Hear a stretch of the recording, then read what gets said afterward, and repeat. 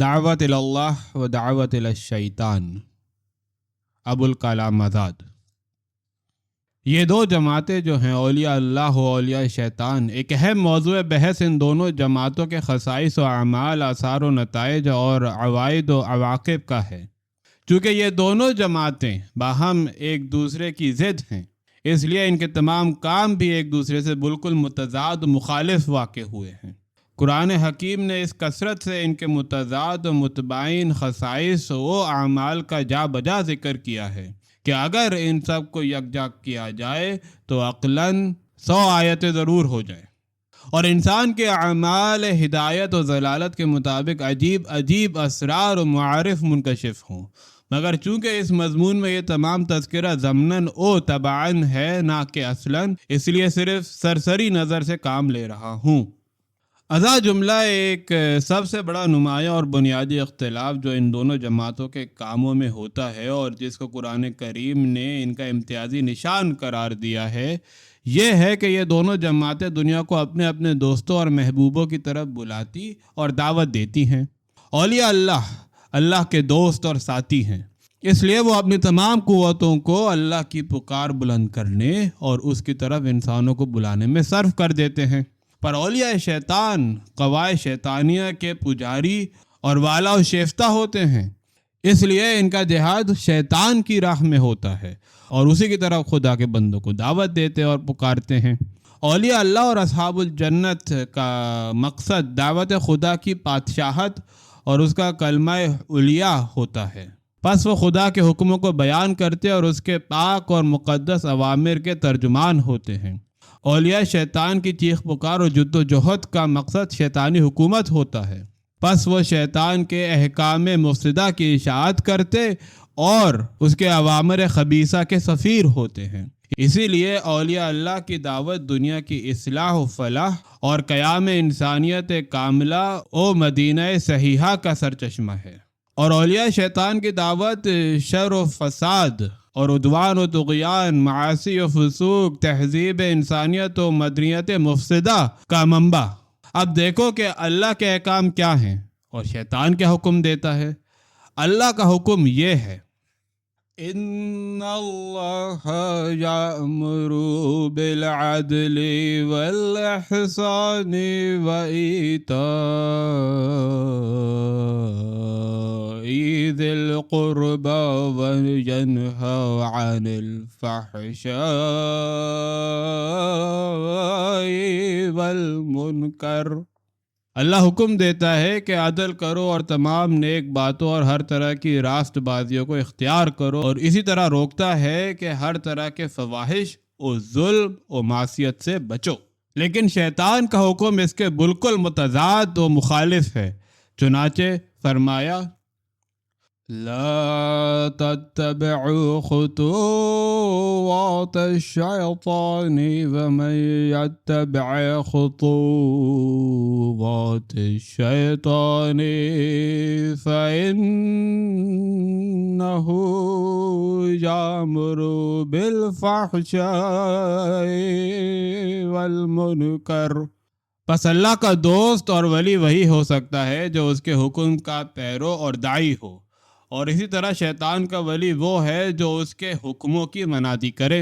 اللہ کا حکم یہ ہے، یأمر بالعدل والاحسان، اس لیے اولیاء اللہ کی پہچان بھی یہی ہے کہ وہ آمر بالمعروف اور ناہی عن المنکر ہوتے ہیں، کیونکہ وہ اللہ کے دوست، اس کے سفیر اور اس کے حکومت کے خلیفہ ہیں، اور سفیر وہی ہے جو اپنے بادشاہ کے حکموں کا ترجمان ہو۔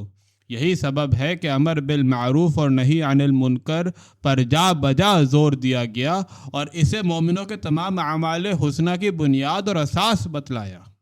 الذین ان مکناہم فی الارض اقاموا الصلاة وآتوا الزکاة وامروا بالمعروف ونہوا عن المنکر وللہ عاقبۃ الامور۔ وہ مسلمان کہ اگر ہم انہیں دنیا میں قائم کر دیں تو ان کا کام یہ ہوگا کہ صلاۃ الہی کو قائم کریں گے، اللہ کی راہ میں اپنا مال خرچ کریں گے، اور امر بالمعروف اور نہی عن المنکر ان کی دعوت ہوگی، اور تمام کاموں کا انجام اللہ ہی کے ہاتھ میں ہے۔ اور یہی سبب ہے کہ سورہ اعراف میں جہاں یہود و نصارہ کو خاص طور پر اسلام کی دعوت دی ہے، وہاں حضرت ختم المرسلین کی دعوت کے اہم اور نمایاں کام یہ بتلائے ہیں۔ الذين يتبعون الرسول النبي الأمي الذي يجدونه مكتوبا عندهم في التوراة والإنجيل يأمرهم بالمعروف وينهاهم عن المنكر ويحل لهم الطيبات ويحرم عليهم الخبائث ويضع عنهم إصرهم والأغلال التي كانت عليهم فالذين آمنوا به وعزروه ونصروه واتبعوا النور الذي أنزل معه أولئك هم المفلحون۔ وہ لوگ کہ انہوں نے اللہ کے رسول و نبی امی کی پیروی کی، جن کی بشارت ان کے پاس تورات و انجیل میں لکھی ہوئی موجود ہے۔ وہ رسول اچھے کاموں کا حکم دیتا ہے اور برائیوں سے روکتا ہے، پاک چیزوں کو ان کے لیے حلال کرتا اور خبائث کو ان پر حرام کرتا ہے، اور سخت حکموں کے جو بوجھ ان کے سروں پر تھے ان سے رہائی بخشتا، اور غلامی و استبداد اور تقلید اشخاص کو جو پھندے ان کے گلوں میں پڑے تھے ان سے نجات دیتا ہے۔ پس جو لوگ اس پر ایمان لائے، اس کی حمایت کی اور اس کی نصرت کی راہ میں نکلے، اور جو نور صداقت اس کے ساتھ بھیجا گیا یعنی قرآن و اسلام، اس کی متابعت کی، تو یہی لوگ ہیں جو ہر طرح کی فلاح و فتح و کامیابی پائیں گے۔ یہ آیت کریمہ تمام تعلیمات اسلامیہ کا ایک جامع اور مانع خلاصہ ہے جو خود قرآن حکیم نے پیش کر دیا ہے، اور دین الہی اور شریعت فطریہ کا کوئی رکن ایسا نہیں ہے جو اس کے اندر بیان نہ کر دیا گیا ہو۔ اس میں داعی اسلام کا اولین کام امر بالمعروف و نہی عن المنکر فرمایا، کیونکہ اس کی دعوت اللہ کی طرف ہے اور اللہ کا حکم یہی ہے۔ لیکن شیطان ایک قوت خبیثہ ہے جو سعادت عالم کی دشمن اور ہدایت انسانی کو روکنے والی ہے۔ پس وہ اپنے گھرانے کو اور اپنی نسل کے چاکروں کو حکم دیتی ہے کہ اولیاء اللہ کی منادی کی مخالفت کریں اور عدل و احسان کی جگہ ظلم و عدوان کی طرف لوگوں کو بلائیں۔ فَإِنَّهُ يَأْمُرُ بِالْفَحْشَاءِ وَالْمُنْكَرِ۔ اس لیے جو لوگ شیطانی حکموں کے سامنے گر جاتے ہیں اور اللہ کو چھوڑ کر اس کی سفارت و خلافت اختیار کر لیتے ہیں، ان کا کام امر بالمعروف کی جگہ امر بالمنکر اور نہی عن المنکر کی جگہ امر بالمنکر ہوتا ہے۔ یعنی اولیاء اللہ تو نیکیوں کا حکم دیتے اور برائیوں سے روکتے ہیں، لیکن وہ برائیوں کا حکم دیتے اور نیکیوں سے روکتے ہیں۔ قرآن کریم نے صاف صاف لفظوں میں اس کی تصریح کر دی ہے۔ المنافقون والمنافقات بعضهم من بعض يأمرون بالمنكر وينهون عن المعروف ويقبضون أيديهم نسوا الله فنسيهم إن المنافقين هم الفاسقون۔ منافق مرد اور منافق عورتیں سب ایک ہی قسم کی برائی کا حکم دیں، نیکیوں سے روکیں، اور اللہ کی راہ میں خرچ کرنے کا وقت آئے تو مٹھیاں بھینچ لیں۔ حقیقت یہ ہے کہ انہوں نے اللہ کو بھلایا، نتیجہ یہ نکلا کہ اللہ نے بھی انہیں بھلا دیا۔ کچھ شک نہیں کہ یہ منافق ہی ہیں جو سخت فاسق ہیں۔ حالانکہ مومنوں کا یہ حال ہے۔ والمؤمنون والمؤمنات بعضهم أولياء بعض يأمرون بالمعروف وينهون عن المنكر ويقيمون الصلاة ويؤتون الزكاة ويطيعون الله ورسوله اولئک سیرحمهم اللہ ان اللہ عزیز حکیم۔ برخلاف منافقوں کے مومن مرد اور مومن عورتوں کا حال یہ ہے کہ نیک کاموں میں ایک کا ساتھی ایک ہے، نیکی کا حکم دیتے ہیں، برائی سے روکتے ہیں، صلاۃ الہی کو قائم کرتے ہیں، اللہ کی راہ میں مال خرچ کرتے ہیں، غرض یہ کہ اللہ اور اس کے رسول کے حکم پر چلتے ہیں۔ یہی لوگ ہیں کہ ان پر ان قریب اللہ رحم کرے گا، کچھ شک نہیں کہ اللہ عزیز و حکیم ہے۔ پہلی آیت میں منافق کا لفظ فرمایا، نفاق ایمان کے مقابلے میں اور کفر اسلام کے مقابلے میں قرآن کی اصطلاح ہے۔ بس یہ ان لوگوں کا حال ہے جو مومنوں کے ضد و مخالف ہیں، اور مومنوں کا دوسرا نام اولیاء اللہ ہے۔ فرمایا نسوا اللہ فنسیہم، انہوں نے اللہ کو بھلا دیا ہے اس لیے وہ بھی بھلا دیے گئے ہیں۔ اللہ اور اس کے ذکر کو بھلانا ایک حقیقی شیطانی عمل ہے۔ ہر جگہ قرآن حکیم میں نسیان و ذہول کو شیطان کی طرف نسبت دی ہے۔ حضرت موسیٰ علیہ السلام اپنے بحری معلم کی تلاش میں جب نکلے اور دو دریاؤں کے جمع ہونے کی جگہ پر مچھلی بھول آئے تو ان کے ساتھی نے کہا وَمَا أَنسَانِيهُ إِلَّا الشَّيْطَانُ، یعنی شیطان نے مجھ پر نسیان طاری کر دیا۔ حضرت یوسف علیہ السلام نے اپنی قید خانے کے ساتھی سے کہا تھا کہ اذکرنی عند ربک، عزیز مصر سے میرا ذکر کرنا۔ اگر وہ عزیز مصر سے ذکر کر دیتا تو عجب نہیں کہ حضرت یوسف کو جلد رہائی مل جاتی، لیکن شیطان نے بھلا دیا اور اسے یاد نہ رہا۔ فَأَنسَاهُ الشَّيْطَانُ ذِكْرَ رَبِّهِ فَلَبِثَ فِي السِّجْنِ بِضْعَ سِنِينَ، شیطان نے اس پر نسیان طاری کر دیا اور وہ اپنے آقا سے حضرت یوسف کا تذکرہ کرنا بھول گیا۔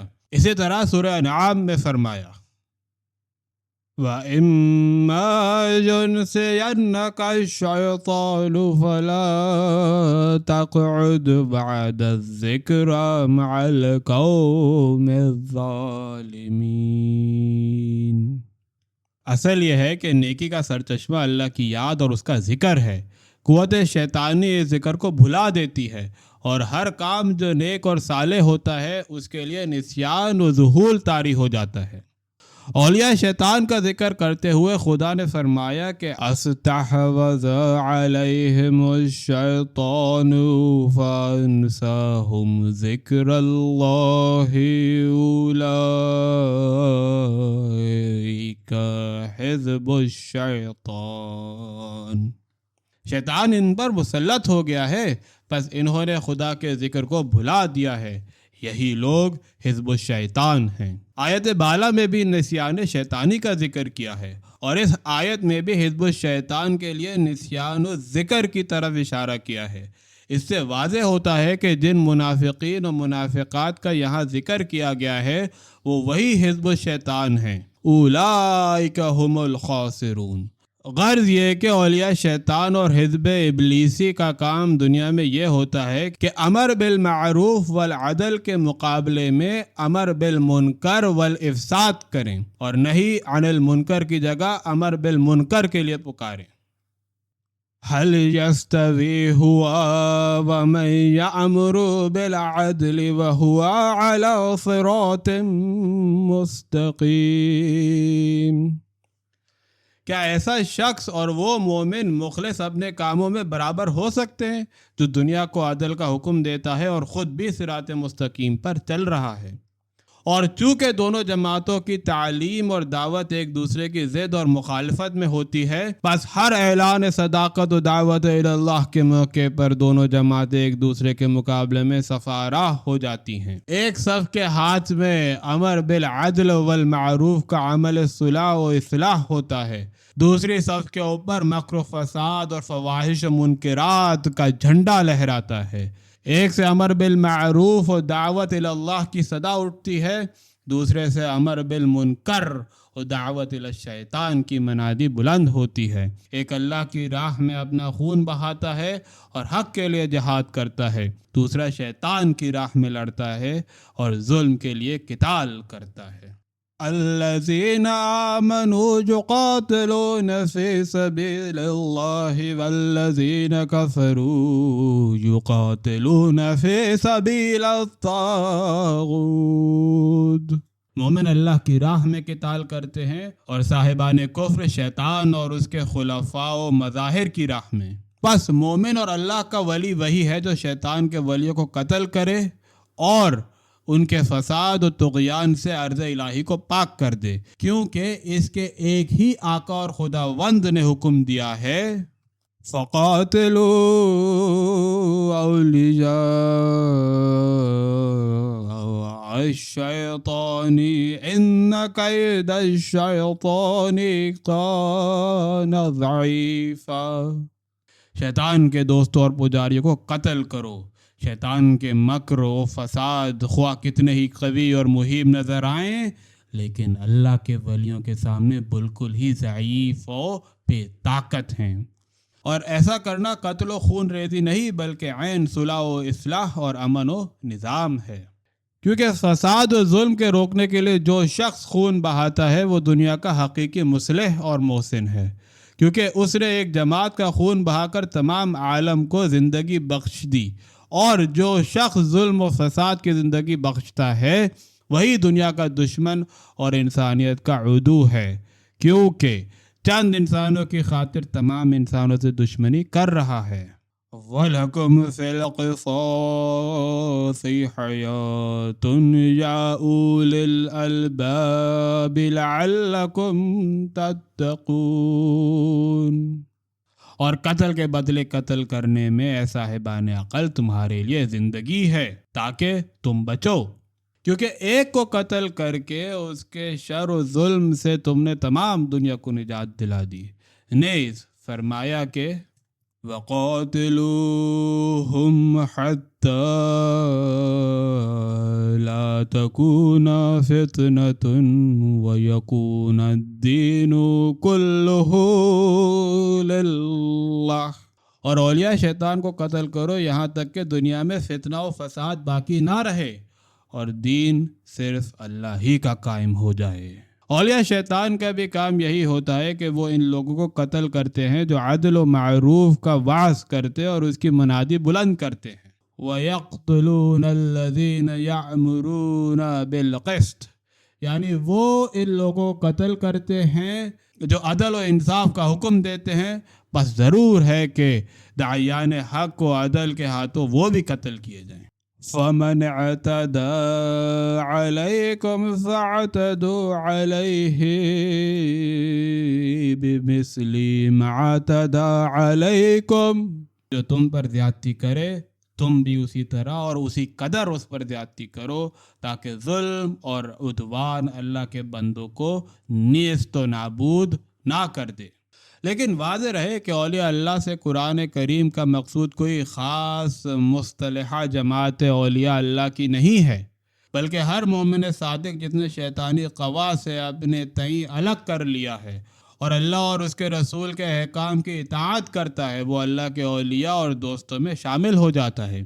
ایسے ہی لوگوں کا ان آیتوں میں ذکر کیا گیا ہے۔ البتہ اولیاء اللہ کے مقامات و مدارج کے خاص حالات ضرور ہیں، اور کتاب و سنت سے ایسے مقامات کا پتہ چلتا ہے جو ایمان الہی اور ذہاب الی اللہ کے انتہائی مراتب ہیں۔ احادیث صحیحہ علی الخصوص صحیح بخاری کی ایک کتاب التواضع کی حدیث ولی میں اس کی طرف اشارہ کیا گیا ہے۔ نیز حضرت فاروق رضی اللہ عنہ کو محدث فرمانا اسی کے ایک مرتبہ اعلیٰ کی صراحت تھی، لیکن اس کی تشریح کا یہاں موقع نہیں۔ اولیاء اللہ کے مدارج میں اس مشہور آیت شریفہ میں بیان کر دیے گئے ہیں۔ ومن يطع الله والرسول فأولئك مع الذين أنعم الله عليهم من النبيين والصديقين والشهداء والصالحين وحسن أولئك رفيقا.